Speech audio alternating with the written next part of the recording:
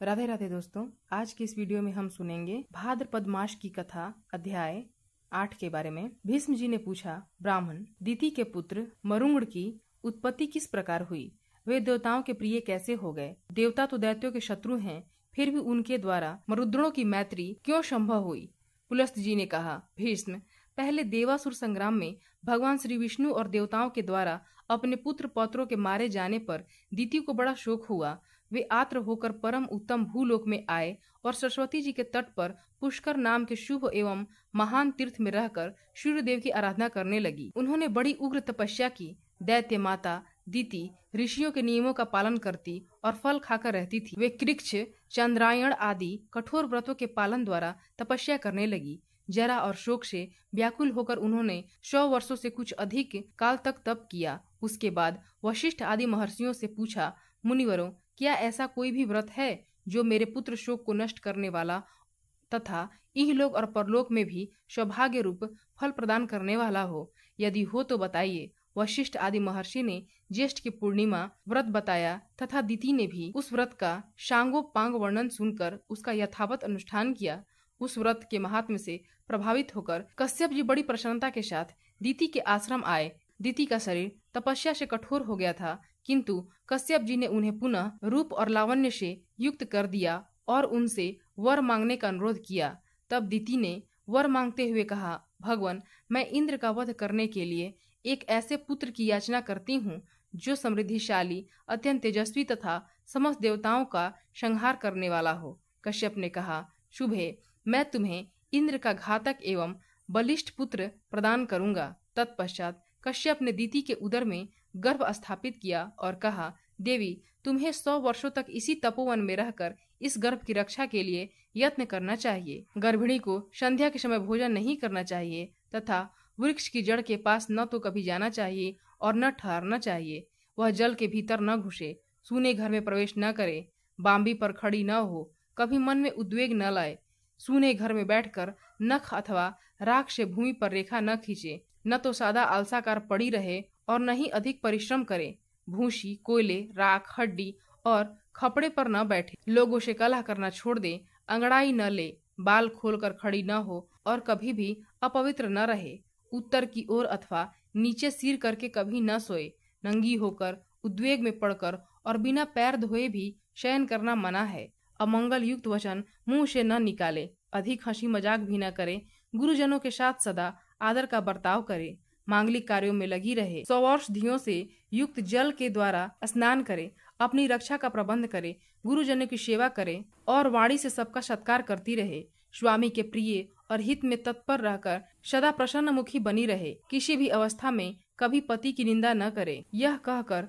कश्यप ने सब प्राणियों के देखते देखते वहां से अंतर ध्यान हो गए। तदंतर पति की बातें सुनकर दिति विधि पूर्वक उनका पालन करने लगी। इससे इंद्र को बड़ा भय हुआ। ये देवलोक छोड़कर दिति के पास आए और उसकी सेवा की इच्छा से वहां रहने लगे। इंद्र का भाव विपरीत था। वे दिति का छिद्र ढूंढ रहे थे। बाहर से तो उनका मुख प्रसन्न था, किंतु भीतर से वे भय के मारे विकल थे। वे ऊपर से ऐसा भाव जताते थे मानो दिति के कार्य और अभिप्राय को जानते ही न हो, परंतु वास्तव में वे अपना काम बनाना चाहते थे। तदंतर जब 100 वर्ष को समाप्ति में 3 ही दिन बाकी रह गए, तब दिति को बड़ी प्रसन्नता हुई। वे अपने को कृतार्थ मानने लगी तथा उनका हृदय विस्मय विमुग्ध रहने लगा। उस दिन वे पैर धोना भूल गईं और बाल खोले हुए ही सो गईं। इतना ही नहीं, निंद्रा के भार से दबी होने के कारण दिन में उनका सिर कभी नीचे की ओर हो गया। यह अवसर पाकर सचिपति इंद्र दिति के गर्भ में प्रवेश कर गए और अपने व्रज के द्वारा उन्होंने उस गर्भस्थ बालक के 7 टुकड़े कर डाले। तब वे 7 टुकड़े सूर्य के समान तेजस्वी 7 कुमारों के रूप में परिणत हो गए और रोने लगे। उस समय दानव शत्रु इंद्र ने उन्हें रोने से मना किया तथा पुनः उनमें से एक एक के 7 टुकड़े कर दिए। इस प्रकार 49 कुमारों के रूप में होकर वे जोर जोर से रोने लगे। तब इंद्र ने मत रो ऐसा कहकर उन्हें बारंबार रोने से रोका और मन ही मन सोचा कि ये बालक धर्म और ब्रह्मा जी के प्रभाव से पुनः जीवित हो गए हैं। इस पुण्य के योग से ही इन्हें जीवन मिला है। ऐसा जानकर वह इस निश्चय पर पहुँचे कि यह पौर्णमासी व्रत का फल है। निश्चय इस व्रत का अथवा ब्रह्मा जी की पूजा का यह परिणाम है कि व्रत से मारे जाने पर भी इनका विनाश नहीं हुआ। ये एक से अनेक हो गए, फिर भी उदर की रक्षा हो रही है। इसमें संदेह नहीं है कि ये अवध्य हैं, इसलिए ये देवता हो जाएं। जब ये रो रहे थे उस समय मैंने इन गर्भ के बालकों को मत रो कहकर चुप कराया है, इसलिए ये मस्तु नाम से प्रसिद्ध होकर कल्याण के भागी बने। ऐसा विचार कर इंद्र ने दिति से कहा, माँ मेरा अपराध क्षमा करो, मैंने अर्थशास्त्र का सहारा लेकर यह दुष्कर्म किया है। इस प्रकार बारंबार कहकर उन्होंने दिति को प्रसन्न किया और मरुद्गणों को देवताओं के समान बना दिया। तत्पश्चात देवराज ने पुत्र सहित दिति को विमान पर बिठाया और उनको साथ लेकर वे स्वर्ग चले गए। मरुद्गण यज्ञ भाग्य के अधिकारी हुए। उन्होंने असुरों से मेल नहीं किया, इसलिए वे देवताओं के प्रिय हुए। भीष्म जी ने कहा, आपने अधिसर्ग और पतिसर्ग का विस्तार के साथ वर्णन किया, अब जिनके जो स्वामी हों उनका वर्णन कीजिए। पुलस्त जी बोले, राजन, जब पृथु इस पृथ्वी के संपूर्ण राज्य पर अभिषिक्त होकर सबके राजा हुए, उस समय ब्रह्मा जी ने चंद्रमा को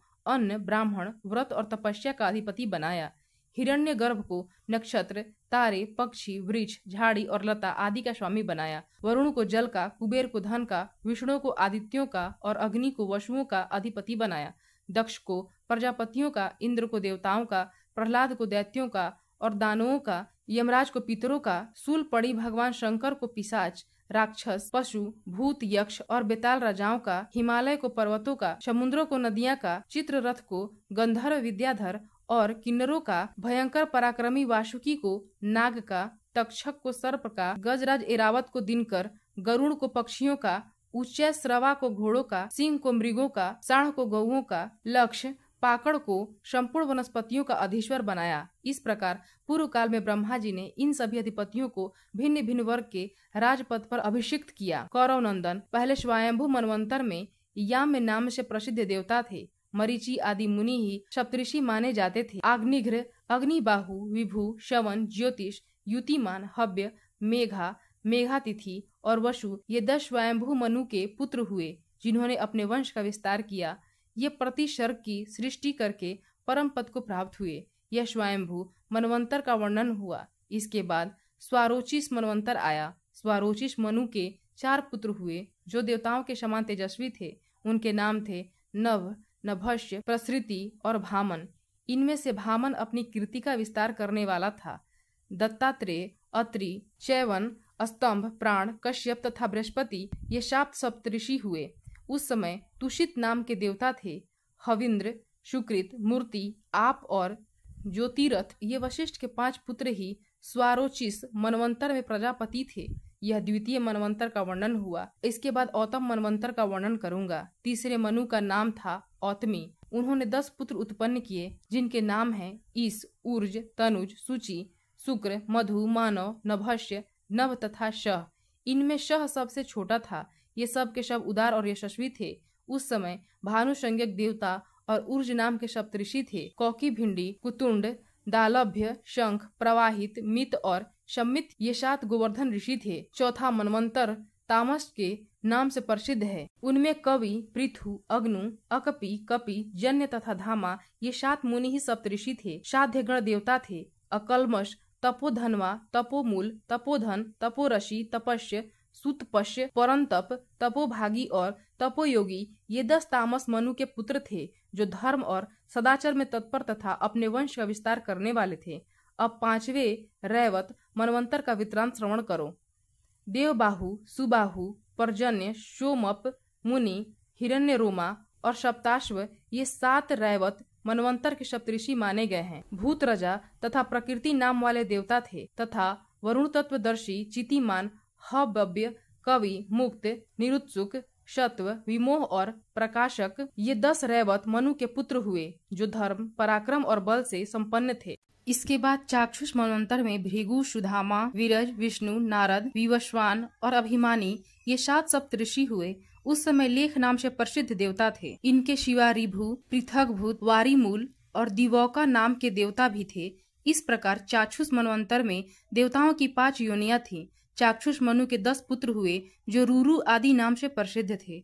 अब 7वें मनवंतर का वर्णन करूंगा, जिसे वैवस्वत मनवंतर कहते हैं। इस समय वैवस्वत मनवंतर ही चल रहा है। इसमें अत्रि, वशिष्ठ, कश्यप, गौतम, योगी, भारद्वाज, विश्वामित्र और जमदग्नि 7 ऋषि ही सप्तऋषि हैं।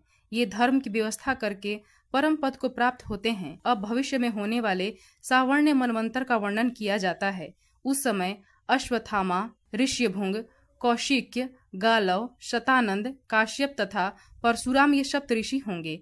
धृति, वरियान, यवशु, सुवर्ण, धृष्टि, चरिष्णु, आद्य, सुमति, वसु तथा पराक्रमी शुक्र ये भविष्य में होने वाले श्रावणी मनु के पुत्र बतलाए गए हैं। इसके सिवा रौच आदि दूसरे मनुओं के भी नाम आते हैं। प्रजापति रुचि के पुत्र का नाम रौच्य होगा। इसी प्रकार भूति के पुत्र भौत्य नाम के मनु कहलाएंगे। तदंतर मेरु सावर्णी नामक मनु का अधिकार होगा। वे ब्रह्मा के माने गए हैं। मेरु सावर्णी के बाद क्रमशः पुत्र ऋभु, वितधामा और विश्वक्षेन नामक मनु होंगे। राजन, इस प्रकार मैंने तुम्हें भूत और भविष्य मनुओं का परिचय दिया है।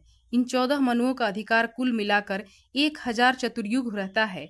अपने अपने वनवंतर में इस संपूर्ण चराचर जगत को उत्पन्न करके कल्प का संहार होने पर ये ब्रह्मा जी के शाक्त मुक्त हो जाते हैं। ये मनु प्रति 1 सहस्त्र चतुर्युगी के बाद नष्ट होते रहते हैं तथा ब्रह्मा आदि विष्णु का सायुज्य प्राप्त करते हैं।